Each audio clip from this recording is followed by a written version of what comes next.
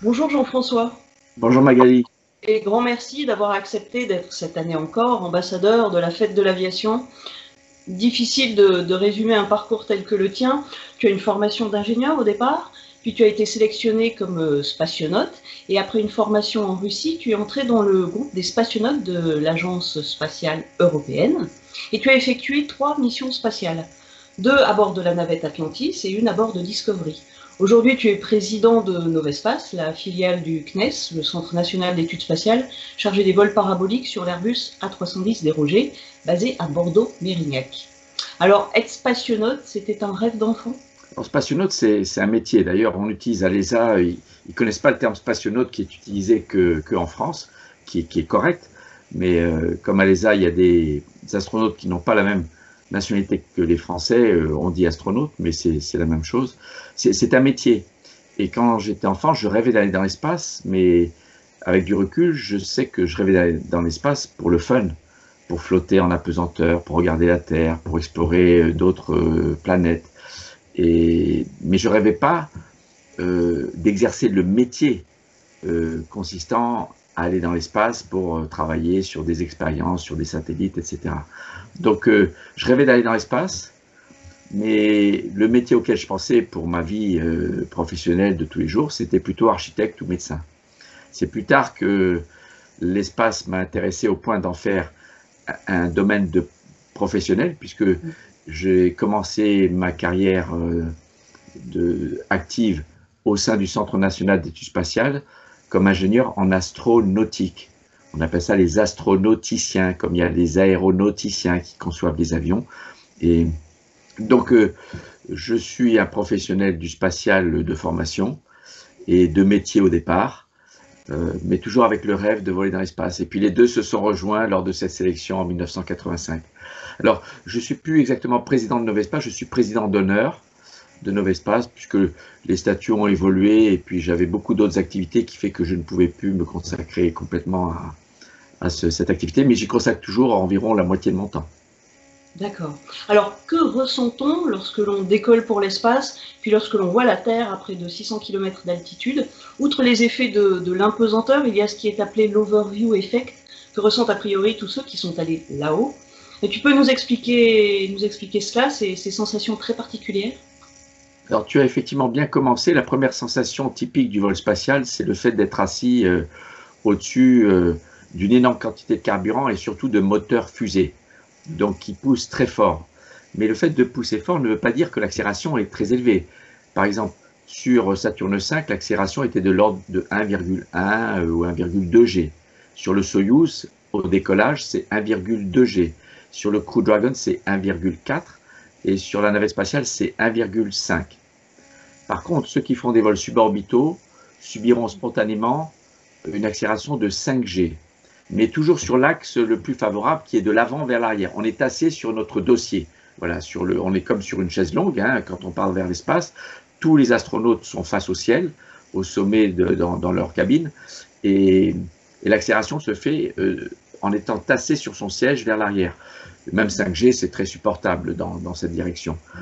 Et au bout de 2 minutes, la première caractéristique qui vient après cette sensation puissante d'être poussé vers le haut, d'ailleurs c'est la seule fois dans notre vie que notre destination n'est pas un lieu physique, puisque le but de tout lancement, c'est d'atteindre un certain point dans l'espace avec une certaine vitesse dans une certaine direction. Mais il n'y a rien de physique, voilà, c'est notre destination, c'est la destination du lanceur. Et là, au bout de 8 à 9 minutes, on est en orbite, voilà, jusqu'à ce qu'on fasse quelque chose pour revenir. Mais à peine 2 minutes après le décollage, on est au-dessus de l'atmosphère, on est environ 5 fois la vitesse du son, et le ciel est noir. Voilà, ça c'est la première caractéristique du vol spatial. Même en plein jour, comme lors de mon premier vol, on décollait à midi, le ciel est noir d'encre. Et comme on a de la lumière autour de nous, dans le cockpit, pour pouvoir lire nos instruments, notre checklist, l'œil n'est pas adapté à l'obscurité, donc on ne voit pas les étoiles. On a l'impression que c'est vide à l'infini. Et il n'y a que la Terre, le Soleil et la Lune. Voilà, quand la Lune est dans le champ de vue. Et, et c'est au bout de 8 minutes et demie, quand on éteint les moteurs, qu'on peut se défaire de son siège et flotter librement, sans effort, vers le hublot. Et là, effectivement, on est sidéré bouleversé par ce qu'on appelle cet overview effect, qui est l'effet de vision globale sur notre planète et qui est le résultat de plusieurs paramètres. Donc, sur le plan sensoriel, donc, le champ de vue porte à environ 2500 km à la ronde. Et le contenu de ce champ de vue change très vite parce qu'on voyage à plus de 25 fois la vitesse du son, pour donner une idée, 20 fois plus rapide qu'une balle de fusil, 28 000 km par heure, c'est presque 8 km par seconde. Voilà, chaque seconde, on franchit 8 km. C'est-à-dire qu'en 1 minute et demie, on a parcouru 800 km. Voilà, on traverse la France en moins de 2 minutes. Et donc l'overview effect, c'est la combinaison du fait que le champ de vue porte beaucoup plus loin que jamais dans notre existence. Le contenu change très vite. C'est très beau parce que c'est coloré, c'est contrasté, c'est minéral, c'est organique. L'ocre des déserts, le vert foncé des forêts tropicales, le blanc immaculé de l'Himalaya, le turquoise des colliers de perles d'atolls comme en Polynésie française, des zones très arides comme l'Atacama au-dessus de l'Amérique du Sud où il n'a pas plu depuis 1 million d'années. C'est très minéral, ce sont des oxydes alors de différents minerais, c'est jaune, ocre, rouge. On a l'impression d'être au-dessus d'une autre planète. Les glaciers, voilà. Donc c'est très coloré, c'est vivant. La Terre a sa propre vie climatique, on voit les ouragans, tectoniques, on voit des volcans avec des panaches à plus de 2000 km de distance. Elle a sa vie cosmique parce qu'on voit parfois des impacts d'astéroïdes laissés il y a des millions d'années et ça nous rappelle que la Terre est un objet qui se déplace dans l'espace et qui est soumis parfois aux impacts de gros cailloux. Et tout ça sur fond noir d'encre vide à l'infini. Et elle est ronde et elle est finie. Voilà. Donc c'est à la fois ce côté magnifique, fini, isolé, loin de tout, sur fond noir de l'univers. Et fragile, pas la Terre. Quand on dit la Terre est fragile, c'est un peu de l'égoïsme anthropocentrique, c'est dire que la Terre c'est nous. Mais quand vous voyez les ouragans, les volcans, on comprend que la Terre, elle nous survivra. Elle a sa propre vie climatique, tectonique, et un jour il n'y aura plus d'humains sur Terre, c'est écrit dans l'histoire de l'univers. Le Soleil en fin de vie évoluera et la Terre deviendra trop chaude quand le Soleil deviendra une géante rouge pour abriter quelque forme de vie, de molécules complexes que ce soit. Donc c'est nous qui sommes fragiles. Et ça, on le perçoit quand on regarde à l'horizon la bordure, la limite qui sépare ce qui est la Terre et ce qui est le cosmos. C'est donc la couche de gaz qu'on appelle l'atmosphère. Et à l'échelle de la planète, quand on regarde depuis l'espace, on se rend compte que c'est une couche de gaz extrêmement mince. Fragile. Et cette minceur nous fait comprendre que tout le vivant sur Terre, toute notre biosphère, dépend d'un filet de gaz extrêmement mince, en équilibre avec l'océan, et on se dit cet équilibre est fragile. Alors, il est fragile, il n'est pas si fragile que ça fait des millions d'années qu'il est stabilisé comme ça, mais on se rend compte qu'un petit rien, un super volcan qui va obscurcir tout ça, un gros impact d'astéroïdes qui va aussi jeter des tas de poussière dans l'atmosphère, et où une divergence chimique qui peut être créée par l'homme si on fait pas attention, eh bien ça peut déplacer cet équilibre au point de nous nuire assez rapidement. Donc, mais voilà, l'overview effect, c'est d'abord ces sensations, et dans un deuxième temps, c'est l'émotion, parce que c'est tellement beau qu'on en pleure, même si vous êtes le plus endurci des astronautes comme Matt Kowalski, joué par George Clooney dans le film Gravity. On le fait s'émerveiller comme un gamin et on le vit tous ça, avec les yeux qui mouillent. Et puis après, on se pose des questions plus intellectuelles sur notre condition humaine, sur la nature de la Terre, et on la compare à un vaisseau spatial et on s'amuse à faire des comparaisons techniques de système par système. Alors on se dit finalement, c'est quoi le système de support-vie du vaisseau spatial Terre qui fait vivre tous les animaux, les humains, etc. Ben, c'est l'océan, qui est le principal producteur d'oxygène qui relâche dans l'atmosphère, le principal absorbeur du gaz carbonique, le principal régulateur de la température, de l'humidité, de l'eau, des pluies, et qui nourrit la moitié de la population. Et puis vient le quatrième temps, l'overview effect, c'est l'effet, c'est la composante spirituelle sur la création. Voilà, on se pose des questions sur mais comment on en est arrivé là, quoi, d'où l'on vient et qui a créé cette merveille qui est sous nos yeux. Et on se rend compte à quel point finalement nous avons une chance inouïe d'être vivants sur une si belle planète. Voilà. Parfois on se plaint, etc. Mais la Terre vue de l'espace apparaît comme un endroit idyllique.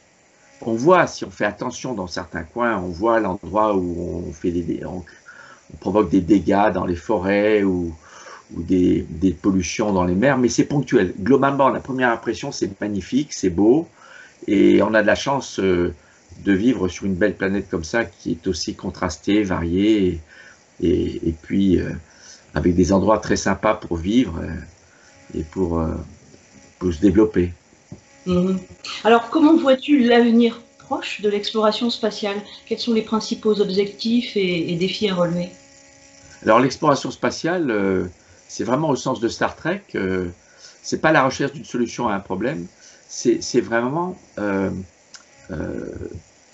aller là où on n'est jamais allé, pour voir ce qu'il y a. Un peu comme un bébé qui commence à marcher à quatre pattes, tu le mets dans le coin de ton salon et il ne va pas y rester. Il y a un instinct qui le pousse à sa curiosité, qui est chez tous les animaux aussi. Elle est primaire au départ pour chercher là où il y a de la nourriture, là où on peut s'abriter des menaces extérieures, là où il y a le danger. Et l'idée, c'est d'accroître les connaissances. Voilà. Mais dans le cas de l'humain, ça va plus loin. C'est la quête du savoir. C'est pas seulement pour trouver le meilleur endroit où vivre. C'est aussi, on est porté par des questions plus philosophiques de savoir d'où l'on vient, quel est le sens de l'existence, où l'on va et comment on est là. Et c'est ça l'exploration. Alors, dans le domaine spatial, elle se fait de deux grandes façons. Il y a les vols habités, comment l'homme se comporte dans l'espace, comment il peut vivre longtemps, est-ce qu'il pourra un jour habiter de façon pérenne ailleurs. C'est important cette question, parce que si on n'apprend pas à vivre ailleurs, mais pour ça on a des milliers, dizaines de milliers, centaines de milliers d'années encore devant nous. Mais si on n'apprend pas à vivre ailleurs, un jour il n'y aura plus d'humains, tout court. C'est dommage. Alors je ne suis pas comme Elon Musk qui pense qu'il faut le faire très vite, mais je pense qu'il faut commencer. Si on ne commence pas, on n'y arrive pas. D'ailleurs, il y a un écrivain américain qui disait que les dinosaures ont disparu parce qu'ils n'avaient pas de programme spatial. Nous, on a la chance d'avoir l'intelligence nous permettant de maîtriser l'astronautique, la construction de machines, de fusées qui vont dans l'espace, et c'est ça qui nous permettra d'apprendre à vivre ailleurs. Et par ailleurs, dans un plus court terme, ramener des leçons utiles pour la vie sur Terre, puisque de toute façon, pendant des milliers d'années encore, on est confiné sur notre vaisseau spatial naturel, la Terre. Donc ça, c'est les vols habités. Et puis, il y a les vols automatiques qui, eux, se séparent en deux classes. Il y a les télescopes pour voir très loin, pour explorer l'univers, là où on ne peut pas aller avec des machines. Et puis, il y a le système solaire avec des sondes, un peu avec des télescopes aussi, mais avec des sondes interplanétaires qui vont étudier Pluton, Neptune, Uranus, Saturne, Jupiter, les lunes de Saturne et les lunes de Jupiter, on s'est déjà posé là. Et puis, bien sûr, les planètes les plus proches, Mars déjà depuis longtemps, Vénus il y a quelques temps, on a arrêté, puis là on va y retourner. Et ça permet de faire plein de choses, de comprendre comment la Terre a évolué différemment de Mars et de Vénus, qui sont toutes les deux dans ce qu'on appelle la zone habitable de notre Soleil. Elles ne sont pas habitées, mais elles sont habitables. Et puis, est-ce qu'on peut extraire des ressources qui nous permettent de nous installer sur place sans avoir à tout amener depuis la Terre? Donc l'exploration spatiale aujourd'hui, c'est vraiment dans l'esprit de Star Trek. Explorer de nouveaux mondes étranges, rechercher de nouvelles formes de vie, c'est vraiment l'objectif premier aujourd'hui des sondes qu'on envoie vers Mars. Est-ce qu'il y a eu de la vie passée? Est-ce qu'il y a de la vie, peut-être souterraine? On sait qu'il n'y en a pas en surface. On recherche du vivant, des traces de vie ou prébiotiques, ou des briques élémentaires du vivant, même s'il n'y a pas le vivant encore. Peut-être qu'il y a des éléments qui sont prêts à le faire si on l'aide un petit peu. voilà, c'est de l'audace parce que c'est très difficile de maîtriser tout ça et on va continuer à envoyer des sondes vers Mars, bientôt vers Vénus, et puis des hommes vont retourner vers la Lune dans la décennie qui vient. Donc les Américains annoncent dans cette décennie, les Chinois ont annoncé il y a quelques années, ils visent 2030, et il y a quelques jours, ils ont annoncé qu'ils prévoient le premier vol habité vers Mars en 2033. Donc à mon avis, ça n'inclura pas le poser à la surface, parce que ça c'est très très compliqué. Mais ce sera une mission qui partira vers Mars, qui tournera autour et qui reviendra, qui durera au total plus de 2 ans. Donc c'est quand même long.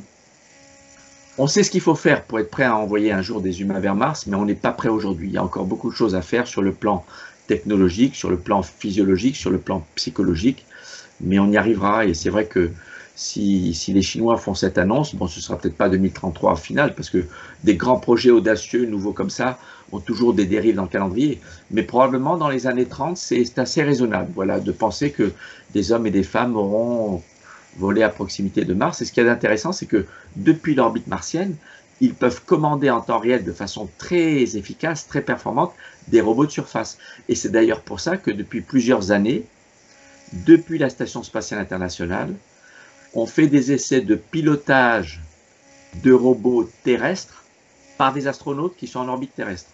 C'est pour préparer ces périodes dans le futur où des astronautes en orbite autour de Mars télécommanderont des robots à la surface de façon plus efficace que ce qu'on fait depuis la Terre, puisque depuis la Terre, quand on envoie une commande, on ne peut pas la corriger en temps réel.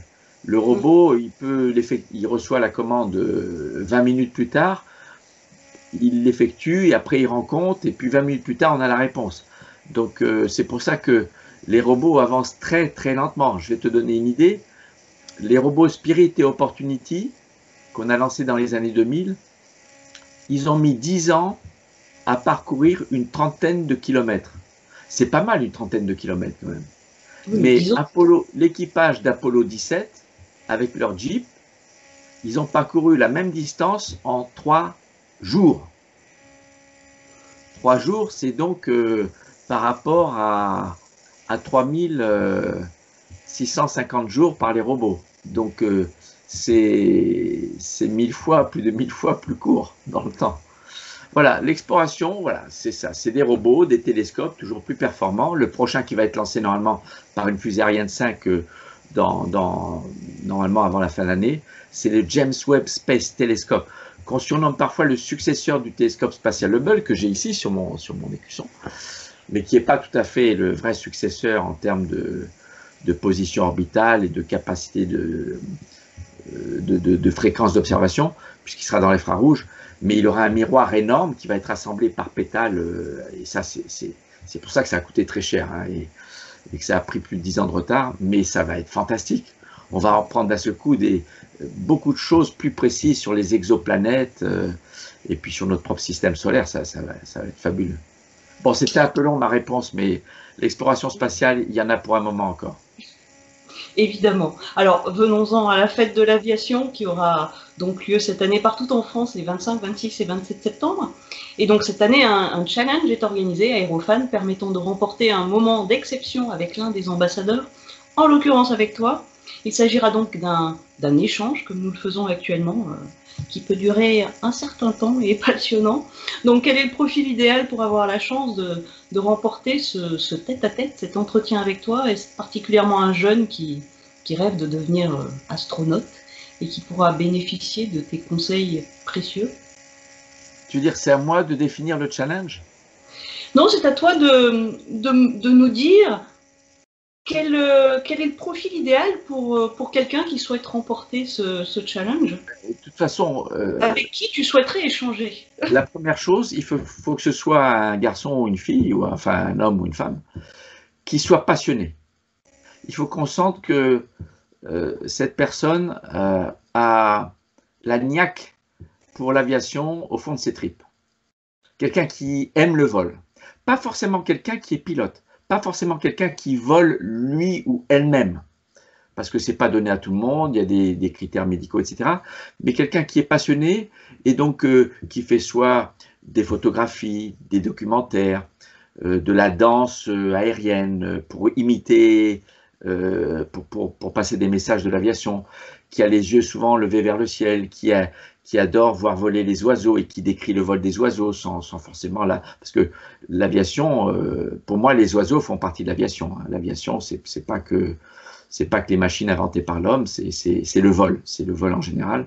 Quelqu'un qui est passionné par l'aéromodélisme, quelqu'un qui fabrique des planeurs en modèle réduit ou qui fait voler des boomerangs, du cerf-volant, qui fait des sauts en parachute ou qui télécommande des montgolfières, parce que maintenant il y a des montgolfières aussi télécommandées qui volent en montgolfière.